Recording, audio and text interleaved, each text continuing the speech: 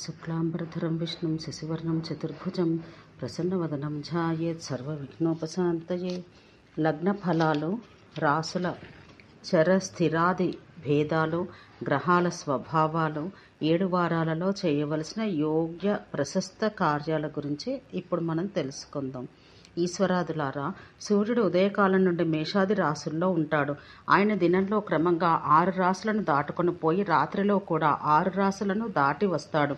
మేష లగ్నంలో పుట్టిన ఆడది గొడ్రాలవుతుంది.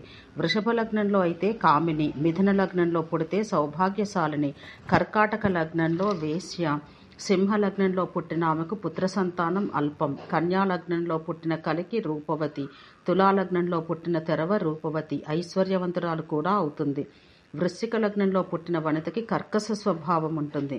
ధనుర్ లగ్నంలో సౌభాగ్యవతి, మకర లగ్నంలో తనకన్నా తక్కువ స్థాయి పురుషుని పెళ్లి చేసుకునేది అవుతుంది. కుంభలగ్నంలో పుట్టిన ఆమెకు మగపిల్లలు తక్కువ.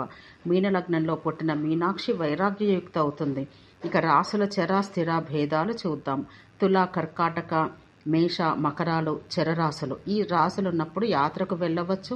సింహ, వృషభ, కుంభ, వృశ్చిక రాశులు స్థిర రాశులు. ఇవి ఉన్నప్పుడు స్థిరమైన కార్యాలు చేపట్టాలి. కన్యా, ధను, మీన, మిథునాలు ద్విస్వభావమున్న రాశులు. చరాస్థిర 2 స్వభావాలు గల కార్యాలను విద్వాంసులు ఈ రాశులున్న కాలంలో చేపడతారు. యాత్రలను చరలగ్నాలలోనూ, గృహప్రవేశాది స్థిర కార్యాలను స్థిర లగ్నాల్లోనూ చెయ్యాలి.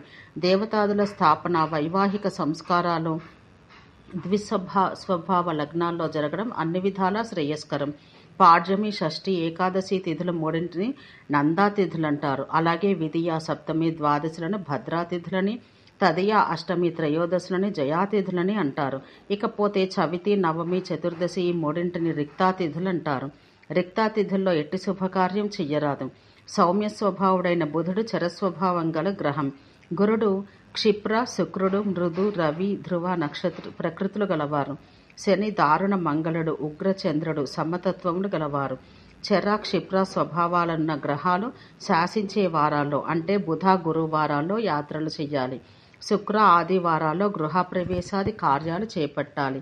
శని, మంగళవారాల్లో యుద్ధాలకు క్షత్రియ వీరులు బయలుదేరవచ్చు. రాజ్యాభిషేకాలకు, అగ్ని కార్యాలకు సోమవారం ప్రశస్త దినం. ఇల్లు కట్టడం, సున్నాలేయడం కూడా ఈ రోజు చెయ్యవచ్చు. గురువారం నాడు వేదపాఠాన్ని, దేవపూజని, వస్త్రాలంకార ధారణ చెయ్యవచ్చు. శుక్రవారం కన్యాదానం, గజారోహణ, శనివారం గృహప్రవేశ, గజబంధనాలకి మంచివి.